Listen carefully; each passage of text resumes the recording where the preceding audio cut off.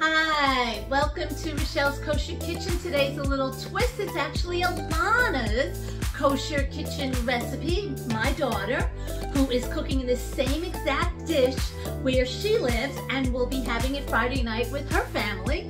So we're cooking it and we'll be serving it with our family. So we'll both be eating the same dish. Really easy. Take your apricots and a baking dish and spread your apricots right on the bottom of your baking dish. A bag of prunes, spread them right down on the bottom of your baking dish so we have a nice covering. And what you do is you make a paste of za'atar and olive oil and mix it up so that it becomes a nice paste. This paste is going to be coated right on top of your chicken. There we go. Each piece gets a nice coating. Add a half a cup of red wine as your base.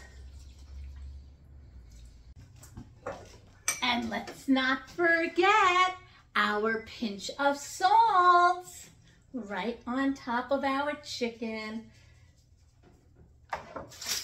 Cover, put in the oven for 1 hour. So now the chicken is out of the oven after it's baked for 1 hour. We're going to take a third of a cup of honey and drizzle it all over the honey. Then it goes back into the oven uncovered for 30 minutes. And during that time, we're going to take a little spoon and do a little basting.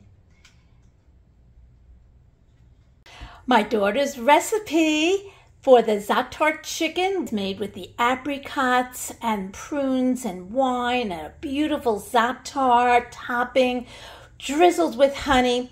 I will be thinking of my sweet daughter, her wonderful family, that we will all be sharing the same dish on the first night of the holiday.